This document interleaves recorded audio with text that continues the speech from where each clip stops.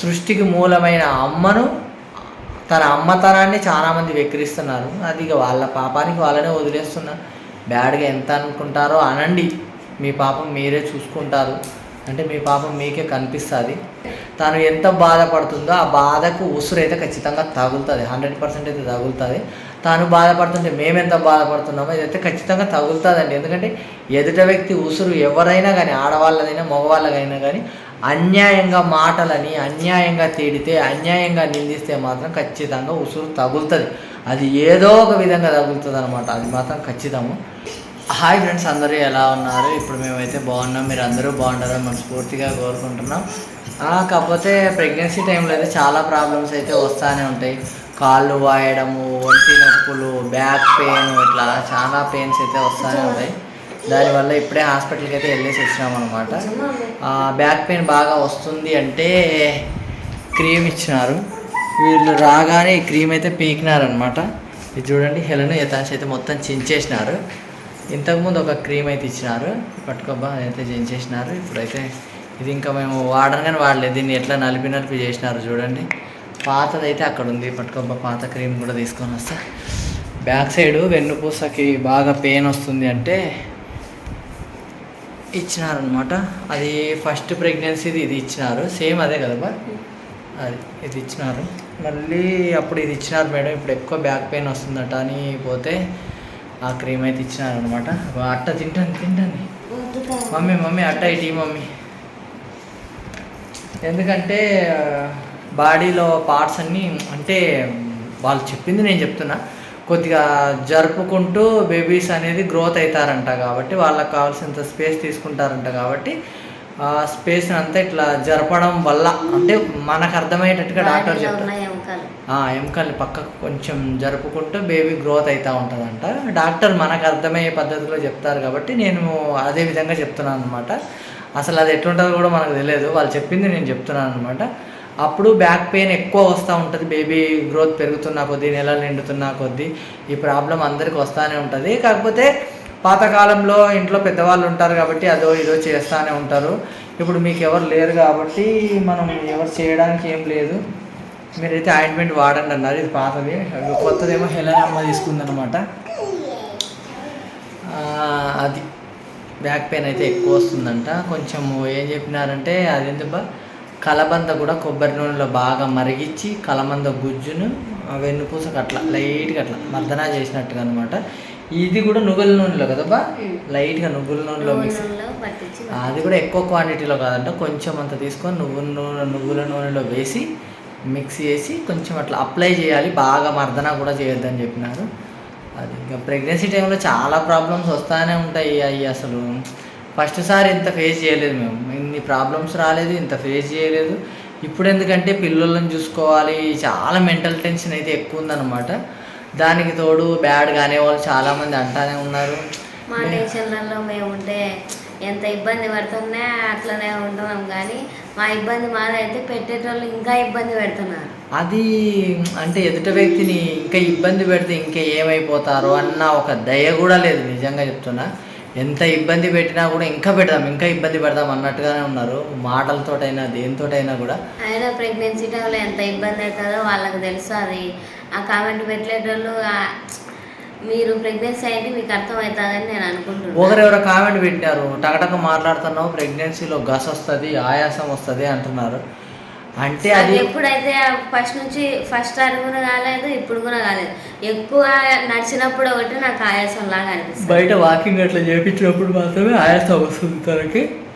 అంటే ఒక్కొక్కరి బాడీతోనే ఒక్కొక్కరు లాగా అనమాట. తనకి మాత్రం వాకింగ్ చేస్తుంటే బాగా ఆయాసం వస్తుంది, నార్మల్గా నడిచినా కూడా. కానీ మాట్లాడుతుంటే ఆయాసం అట్లా ఏం రావట్లేదు. ఎక్కువ చెమటలు పట్టడము, బీపీ డౌన్ అవ్వడము, అట్లాంటి ప్రాబ్లమ్స్ అయితే ఉన్నాయి. అందరికి ఒకేలాంటి సింప్టమ్స్ అయితే ఉండవు. ఫస్ట్ ప్రెగ్నెన్సీలో అయితే విపరీతంగా వామిటింగ్స్ ఉన్నాయి, ఇప్పుడు వామిటింగ్స్ లేవు. ఏదైనా పడనేది తింటే కొంచెం వామిటింగ్ వచ్చేస్తుంది అంతే, ఇప్పుడు అంత లేవు కదా, అప్పుడు ఎక్కువ ఉన్నాయి అన్నమాట. ఒక్కొక్క ప్రెగ్నెన్సీకి ఒక్కొక్క లాగా ఉంటుంది. బ్యాడ్ కామెంట్లు పెట్టే వాళ్ళు ఎట్లా అంటే ఇంకా భూప్రపంచం మీద ఆడవాళ్ళే ఏమంటారంటే లేనట్టుగా, కొత్తగా ఎవరైనా ప్రెగ్నెన్సీ అయితే ఇట్లుంది పొట్ట అట్లుంది పొట్ట అని ఎట్లా ఎలిగేషన్ ఇస్తారో అట్లా ఎలిగేషన్ ఇస్తున్నారు. దానివల్ల ఏమొస్తుందో రాక్షసానందం తప్ప ఏముండదు.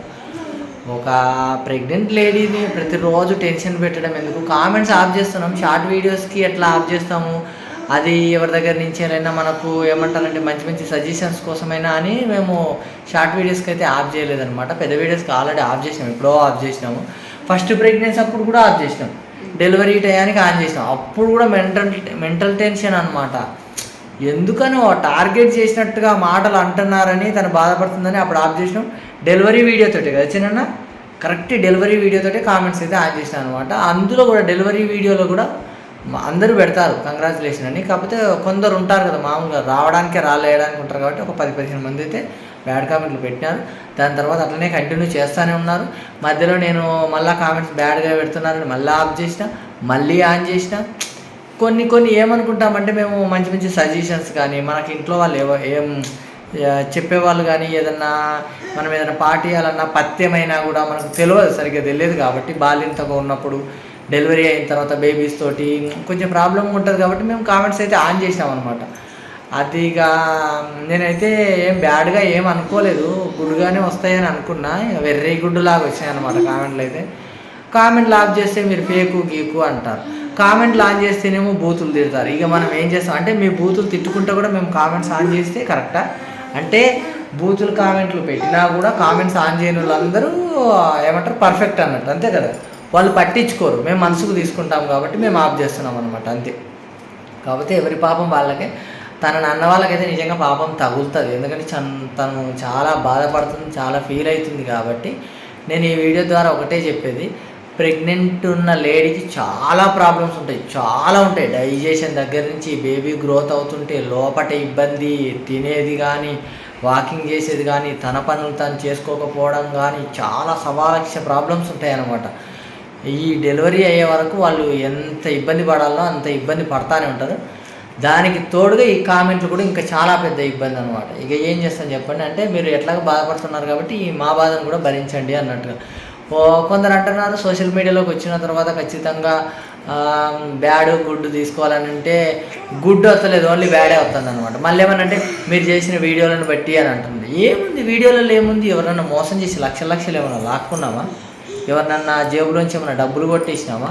మా సబ్స్క్రైబర్స్ మా వీడియోలు నచ్చిన వాళ్ళు చూస్తున్నారు, అంతేగాని ఎంతో మేమేదో ఏమో చీటీలు కట్టించుకొని చీటింగ్ చేస్తారు చూసామా, కోట్లు చీటింగ్ చేస్తారు, అట్లా అయిపోయింది అనమాట.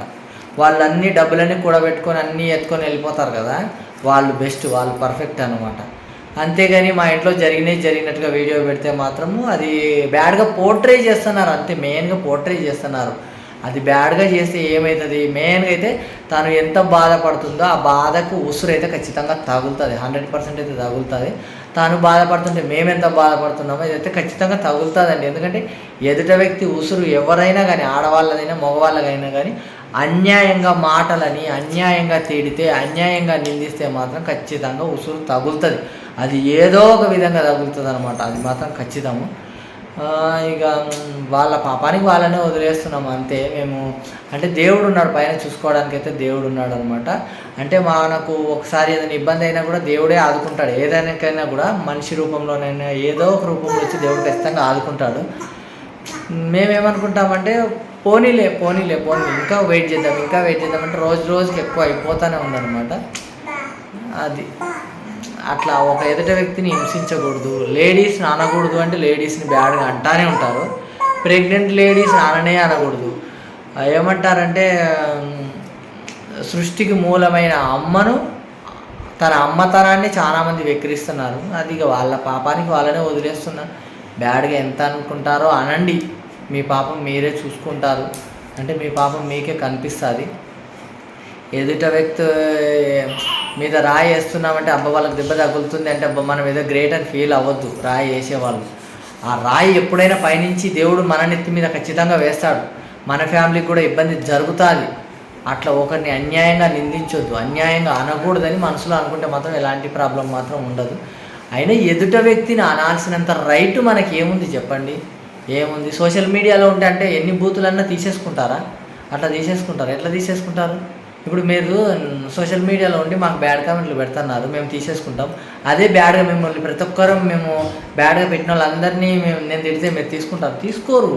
సోషల్ మీడియా అంటే వీడియో చేసి పెట్టిన వాళ్ళందరూ సోషల్ మీడియాలో ఉన్నారని మాత్రమే అనకండి. ఏమంటారంటే మొబైల్ వాడి ప్రతి ఒక్కరు సోషల్ మీడియా చూసే వాళ్ళందరూ సోషల్ మీడియాలో ఉన్నట్టే, అంతే కదా. ప్రతి ఒక్కరు వీడియోలు తీసుకుంటానే ఉంటారు, ప్రతి ఒక్కరు వీడియోలు పోస్ట్ చేస్తూనే ఉంటారు, ప్రతి ఒక్కరు ఏదో ఒక రీల్ ఏదో ఒకటి చేస్తూనే ఉంటారు. అంటే అందరూ ప్రపంచంలో ఉన్న 99% సోషల్ మీడియాలోనే ఉన్నట్టు. అయితే ఒకరినొకరు బూతులు తిట్టేసుకోవడమేనా, ఒకరినొకరు బూతులు అనడమేనా? ఆడ లేదు, చిన్న లేదు, పెద్ద లేదు, ముసలి లేదు, ముతక లేదు, పసిబిడ్డలు లేదు, ఎంత మాట వస్తే అంత మాట అనడమేనా? ఎవరిని పడితే వాళ్ళని అంటూనే ఉన్నారు. ఇది ఎంతవరకు కరెక్టు? మనం ఎదుట వాళ్ళని అంటున్నామంటే మనం కరెక్టేనా? ముందు మనం కరెక్ట్ అయితే ఎదుట వాళ్ళ మీద ఎలిగేషన్ వేయాలి, ఎదుట వాళ్ళని అనాలి. మనమే చక్కగా లేనప్పుడు ఎదుట వాళ్ళని ఎట్లా అంటాం? అనకూడదు కదా. ఇంకా తననైతే చాలా వరకు అయితే హింసిస్తున్నారు మానసికంగా.